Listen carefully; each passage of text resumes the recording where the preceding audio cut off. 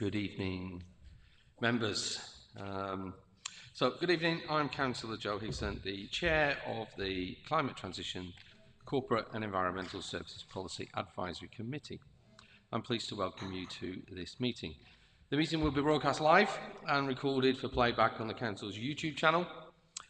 Will anyone else be recording the proceedings? Okay, I ask this so that people at the meeting will know if this will be happening.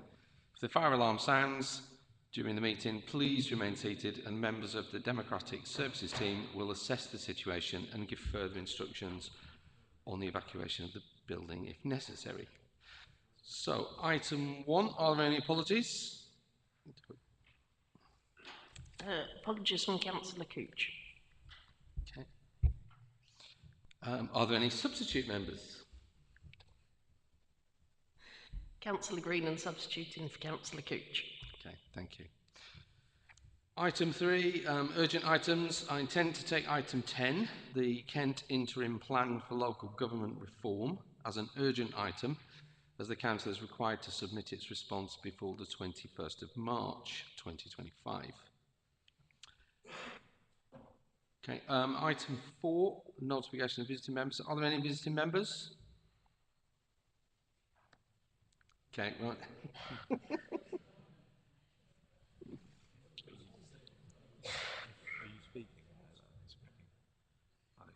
If you want to. Okay. If you're speaking, if you're not speaking, okay. Right. Item 5. Are there any disclosures by members or officers? No. Thank you. Item 6. Are there any disclosures of lobbying? No. Item 7. So it's consideration of whether or not items should be taken in private. I move that all items be taken in public. Is that agreed? Thank you. Item 8, the minutes of the meeting held on the 4th of March. Because it's the 4th of March, they're not ready yet, so they'll be brought forward to our next meeting. Okay, does anybody from Democratic Services want to comment? No? Are there any comments on the forward plan, or do Cabinet members wish to make any comments? No, so I move that the forward plan be noted. Is that agreed? Thank you. Item 10, here we go. The Kent Interim Plan for Local Government Reform. So this is going to be introduced by Councillor Jeffrey, the leader of the Council. Thank you. Firstly, apologies in case anyone's heard all of this before. I'm going to briefly go through some of the stuff that was in many of the briefings we've done. So first off, what you've got in front of you is the proposed submissions in response to the statutory invite that we received on the 5th of February from Jim McMahon. That invite went to all leaders individually and as a group across Kent, and I assume wider, although I only saw the Kent version. You will be aware we're not on the devolution priority programme, but we have been invited to submit proposals for local government reorganisation to enable devolution to happen in the future. One of the reasons given for not being on the priority programme was that our makeup of top-tier authorities was unbalanced, and therefore we need to reorganise in order to become more balanced. The submission that is in two parts that we need to make. The first part is this week on Friday. Let me just turn that down a fraction, that's very echoey. The first submission is on Friday. The second submission is at the end of November. This first submission is a sort of stock check rather than a gateway. The final one in November is the full plan that we request ministers to enact. The submission this week is in two parts at the moment, I think, and they're covered in Appendix B and Appendix C. Kent leaders have been meeting, well, sometimes weekly, certainly more than once a month for the last few months, to discuss the plans that we want to put forward. And we've come up with Appendix B, which is called the Kent Interim Plan for Local Government Reorganisation. It's fairly high level, and it answers some of the questions that were put to us. There is disagreement across Kent around some aspects that we were asked to propose, such as the geography and the size of new unitary authorities. As you know, the reorganisation brings in unitary authorities. And therefore, that aspect has been left out of the main submission, and the hope is that all 14 councils will be part of that Appendix B submission. In addition to that, you have a further paper in Appendix C. A number of councils, 6 of us I think, were keen to provide additional information. So we've been working, might be 7 of us, 6 or 7. We've been working to bolster the amount of information and give some analysis and make some suggestions that brings us more into line with the request from Jim McMahon. We've also commissioned PwC to start doing some financial analysis around impacts and likely ability of new councils to survive. That analysis isn't quite ready yet, but some of it is appearing in that appendix. The Appendix B one does pick up some of the key issues around Operation Brock, the ports, the border, etc. But as I say, it doesn't go into geographies. Appendix C, the supplementary submission, does talk about geographies and some of the reasons for those geographies. And in particular, the key reason for that was put forward, I think, in the white paper back in December, is to make sure we're aligned with some of the other public services. The new unitary authorities spend is likely to be over 50% of it is likely to be with social care, and therefore it feels right to try to align with the health and care partnerships so that we have got some synergies and abilities to integrate services and for both efficiency, effectiveness and savings. So you'll see within the paper at least 3 of those options do just that. The 4th one does not, but it is one that has been proposed and therefore we've left it in there. One of the key things, as I said right at the start, is that the local government reorganisation is a facilitator for devolution. One hopes that the final submission, when we put it in, kind of nudges ministers to remember that, so we're not just reorganising for the sake of reorganising. You will see within the papers that there is a bill somewhere between 45 and 55 million pounds for doing this. That's an estimate, but it kind of feels in line with other areas that have gone through this. And we don't want to spend that money, I wouldn't want to spend that money, without the promise of additional powers coming down to Kent and money coming down to Kent in the form of that devolution. So I think we kind of need to keep reminding ministers that we're doing this for that devolution goal. I'm going to pass to Alison in case I've forgotten anything. Have I forgotten anything? If I might just expand on a couple of the points that you've already made. So, firstly, the white paper that was published in December included 2 things, devolution and local government reorganisation. So they are linked, but they also have their own characteristics. So in addition to devolution, what the government is looking for us to do is set out in paragraph 2.2. So I just refer to a couple of the elements there. They're really looking for reshaping how local government works for reasons of efficiency and effectiveness, as well as being a complementary change to the introduction of strategic authorities. And that strategic authority is linked to devolution. So that's the first thing to say. The second is that just to highlight the criteria that the government are using to assess the proposals that we put forward. They're set out in paragraph 2.6.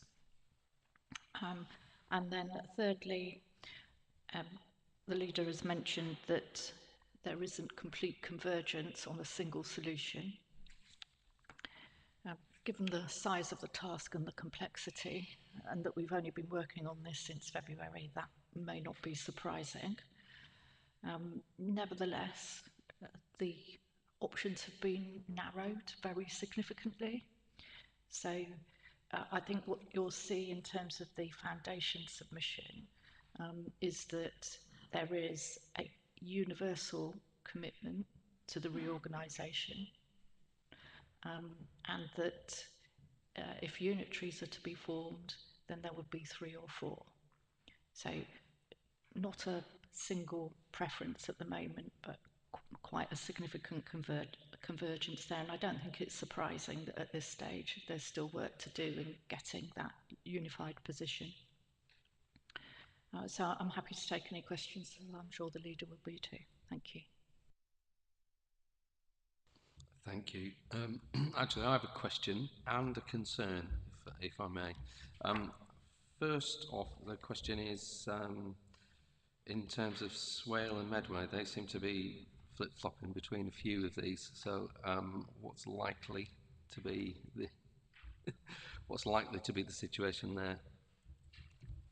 So Swale straddles 2 healthcare partnerships. Sittingbourne and Sheppey sit in the Medway Swale Health and Care Partnership. Faversham sits in the East Kent one. So in effect, in order to, one of the key requirements of that they said is we have to maintain, the new unitaries have to be based around district and existing unitary boundaries. So it could go either way, is the short answer. I mean, if we had a fresh pen, we'd probably draw a line down the middle and fully base it around the health and care partnerships. But we're not being allowed to do that at this moment. So we've put it in one side and one on the other side. And the second side, where it sits in the East Kent, is partly to make up the numbers in terms of that 4-1, because of the makeup of that particular configuration. The north bit needs Swale in there, but it's like 50-50 in terms of which way it goes. Thank you. And my concern is around the democratic element. I think we discussed this yesterday, but I know that there are available options, one of them being that it comes back to MBC members. I know that's not the preferred option, but there isn't an awful lot of democracy that's going on with this. I mean, if we talk about the whole process of devolution, yes, it was in Labour's manifesto, but did Labour get a mandate in Kent? No. Quite frankly. So these are, voters in places like Sunderland that have decided this. So that's the first point. And how meaningful is the consultation going to be that's around this? So that was something that we discussed as well yesterday. So my concern is if this all happens sort of behind closed doors, there's not an awful lot of input from local people, and that us as their elected representatives, at least it gives some input from the ground. So that's my concern.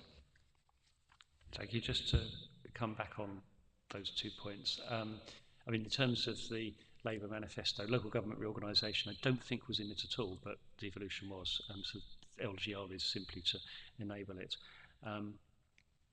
But in terms of Labour overall, they are in national government. They have that majority no matter where we are. The consultation aspects, the consultation's planned for summer, I think, isn't it? I'm looking at Alison, good. And yeah, we will have to make it as meaningful and as inclusive as we can possibly make it. It won't necessarily, like most consultations, I doubt it will be able to take the plans off the table, but it might be able to shape them in a better way. And getting as many voices in there as possible is going to be key. Thank you. Alison? So just to add what has been said there, we've talked about devolution and local government reorganisation. The topic here isn't devolution, but I thought I would just mention that should we be given the green light to proceed with that as well, then the responsibility for conducting consultation on that will sit with the government. They've made that clear in the white paper and subsequent correspondence. And they have asked us to make sure that we do everything we can to facilitate that consultation. There is a statutory process to be followed. But as the leader says, a government has the right, some may say, the obligation to set national policy. Secondly, it's a different position with respect to the local government reorganisation. We have been issued with a statutory invitation to put forward a proposal. So the responsibility for informing and engaging with the public lies with us. So there will, no doubt, if we proceed beyond the 21st of March, so if we put our submission in and we get feedback that we can continue in the process, then that engagement will need to happen. This would be my advice, though. We need to be clear about what can be changed and what can't. We've been invited to put forward a proposal for local government reorganisation. We can't change that, but what we can do is listen to how people want to resolve the issues that get thrown up by this sort of reorganisation. So you've mentioned democratic engagement. So I think it would be appropriate for us to be testing how we sustain and maybe try to improve that engagement with this new model.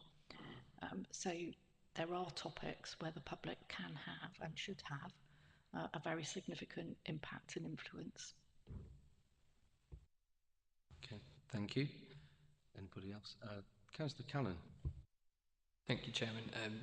I know this is a boring councillor point, but can I just ask why the papers weren't delivered before the meeting? If you could just let me know about that. And then actually on the substance, when looking at the proposals, what's the role of sort of what's a natural fit for the economy? So like, how is that being considered? And to my mind, there are areas of Kent that are more naturally aligned to create better councils and a body that actually is beneficial for the local economy. So I'd just like some thoughts on that, please. Yes, so we've done some analysis, particularly around the economy and relating where people work to where they live and they travel, so they're part of that whole economy. We do have about, I think it's about 4% of our congruence with both Tunbridge and Malling and Medway in terms of that flow. So we could look in those two directions. We've got very little down towards Ashford, simply because we've got a large gap between us in terms of the countryside. But as you well know, we are very, very close to the Malling end of Tunbridge and Malling, so we are looking that way. So that has been part of the analysis. If you look elsewhere in Kent, the North Kent bit is fairly straightforward. Dartford and Gravesham have been part of a single economy, as far as I can tell, ever since I've worked there for 20 odd years, and that seems to be seems to be the case. And in East Kent, you've got places like Dover and Folkestone and Ashford as well, clearly part of quite a single economy, mostly based around the ports. So they are being considered. However, in terms of the council viability, unitary authority viability, the key bit is that social relationship with healthcare because of the enormous spend of social care. So that is quite a prominent driver, and fortunately, it matches those economies moderately well as well. Thank you. And in answer to your question, the papers were released first thing yesterday. Thank you. Would anybody else like to? Sorry, Alison. Sorry, if just to reiterate, really, on the economy, there are two elements that we've looked at. The technical terminology is a functional economic area, plus, as the leader has suggested, the health economy. We're not going to get a perfect match, but I wonder whether you might be prepared to expand on your alternative interpretation of a better match with economy, because we're still at quite a formative stage. It'd be good to have that feedback. I haven't got an alternative interpretation. I just think that there is, to my mind, that West Kent seems like quite a good complementary economic area. But I haven't got like some perfect solution or idea. But I just wanted to know, with these proposals that are here, sort of how that's featuring in the decision making.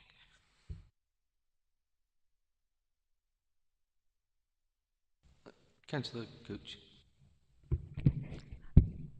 Thank you, Chairman. I have to say that certainly Appendix C, it's extremely comprehensive, and I would be hard pushed to come up with any better idea. I'd like to commend officers and colleague councillors for the enormous amount of work that you've done so far to get us this far.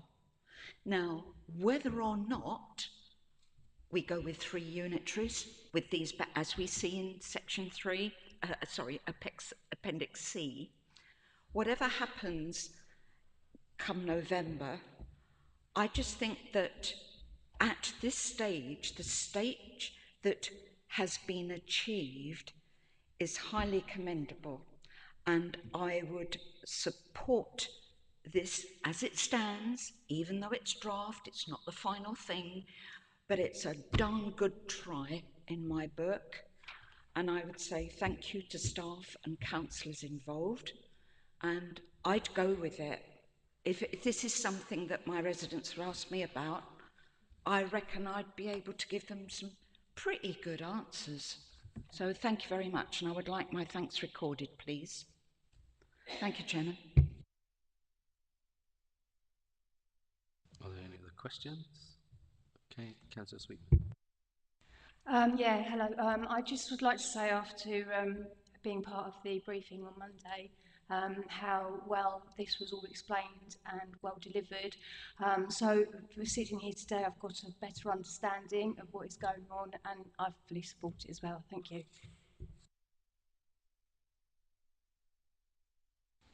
Are there any other comments or questions from the committee? Okay, no. So we are asked to, as recommendations are on page 2. So they're not contradictory, are they? So we do them all in one. You can do them all as one, yeah. Okay. So we'll do them all in one go.